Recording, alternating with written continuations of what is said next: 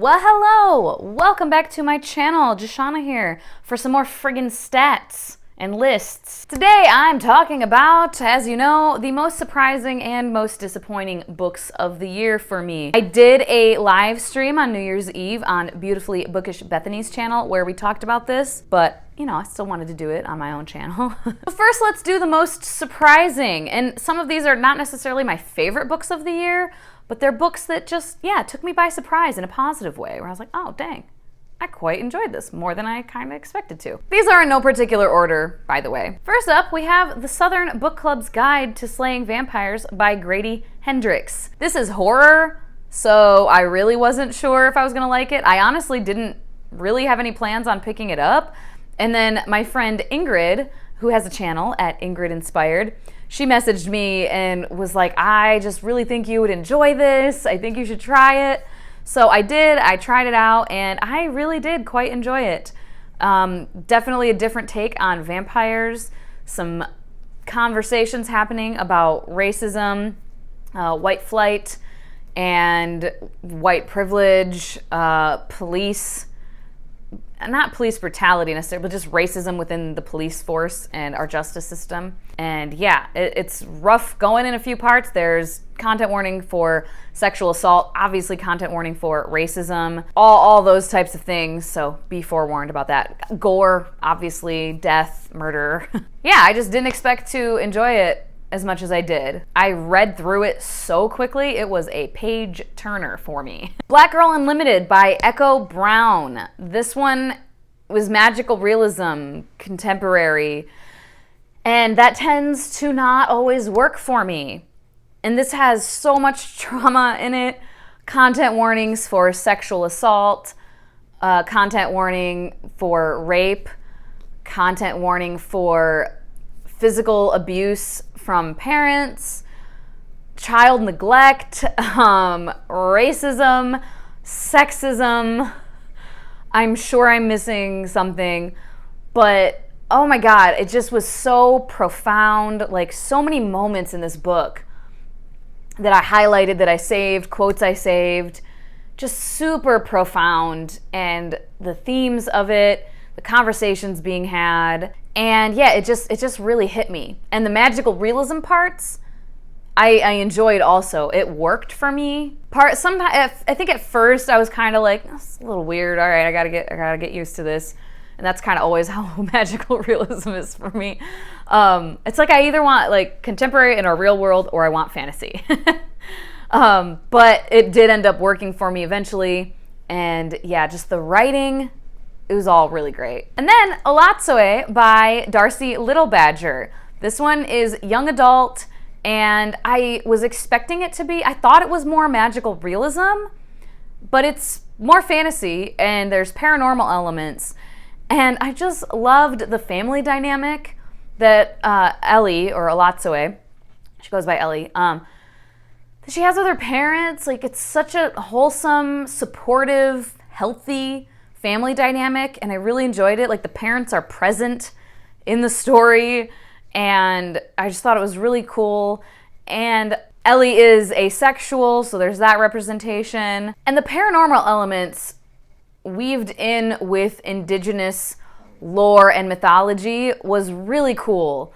I can't talk about it without being spoilery a little bit, but there's some really cool stuff done with paranormal creatures and the lore surrounding paranormal creatures, but in the context of in an indigenous world or with indigenous characters. You'll see if you read it. I just thought it was really cool. Fortuna Sworn by KJ Sutton. This is fae, paranormal, urban fantasy, and I just had a great time with this. It's definitely not for everyone. Fantasy romance, angst, all the things. Very reminiscent of the ACOTAR series.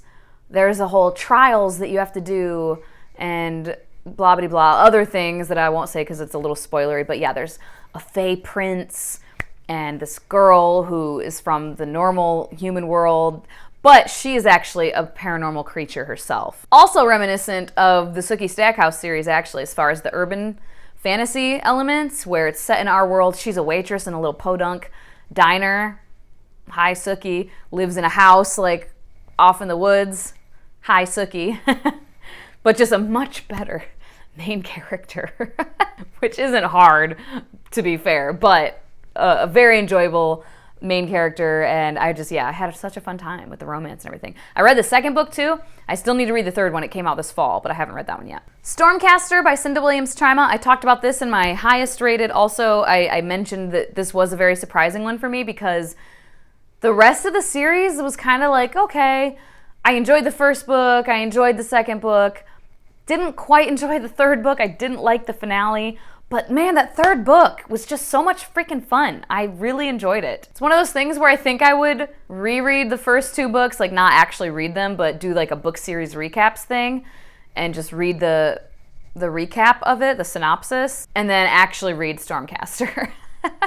Incendiary by Zoraida Cordova. This was young adult. This was one of my Pushina Corn picks, I think, and that you guys voted on. Obviously, I was hoping I would like it, but because I've gotten a little bit more away from young adult this year, just tonally, it hasn't always been exactly what I'm looking for. But every now and then, there's a young adult that just speaks to me, and I really enjoyed this. I enjoyed the writing style, the descriptions of everything, the world building, the atmosphere of it was beautiful.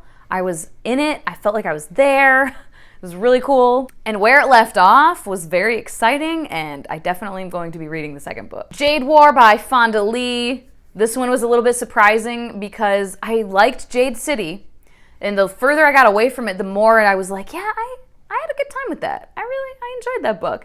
And I wanted to read Jade War, but I just had been putting it off for a little bit. And then I read it, and I was like, holy crap, I love this. It's so much fun. It was still a little slow to start, just like Jade City was for me. But man, it picked up, and some shit went down.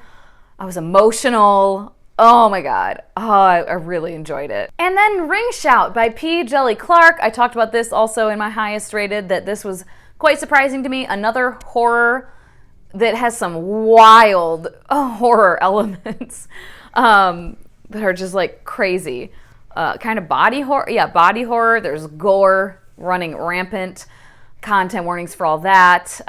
Racial slurs for sure. I mean, racism in general. It's historical fantasy set back in, now I can't remember, 1915 or something like that, with the Ku Klux Klan. But they are literal demons from like hell. They are humans who their hatred turns them into these demons.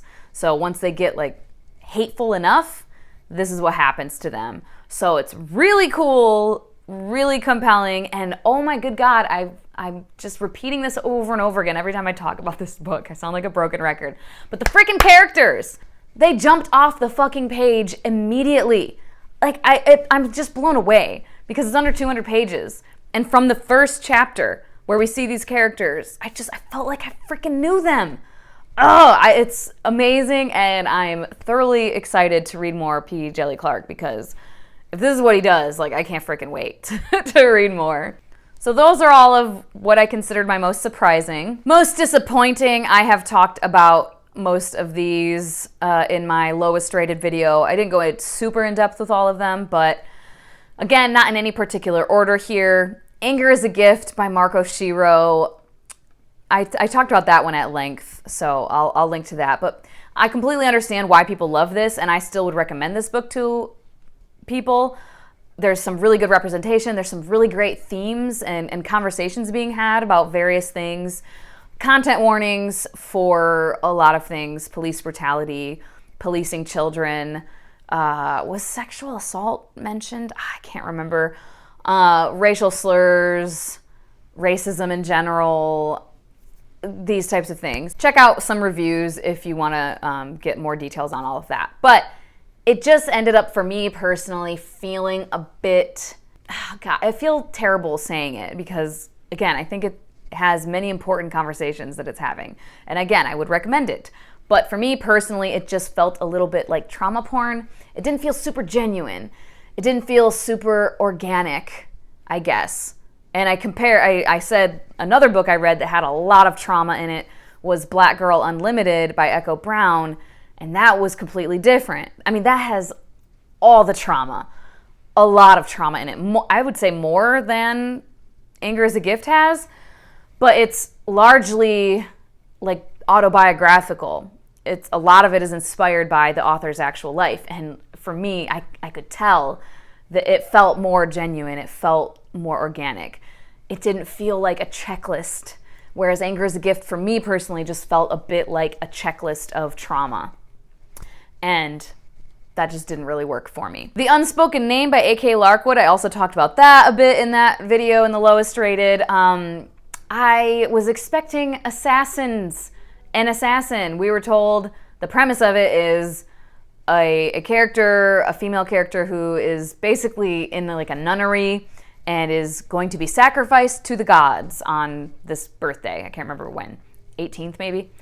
And then she gets a different offer to come run away and become an assassin for this guy. So she's like, hell yeah.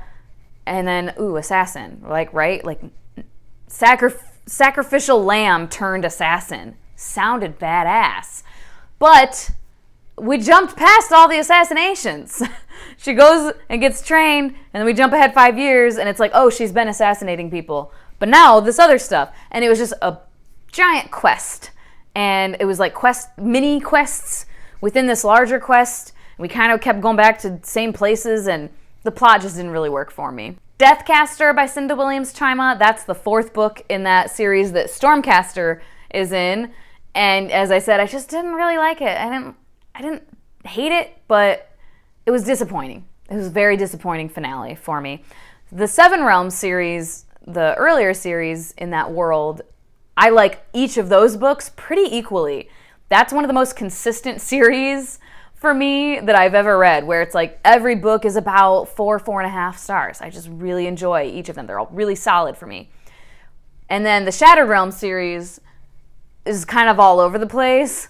Loved the 3rd book. And then the 4th book, I was just like, what? No, I don't.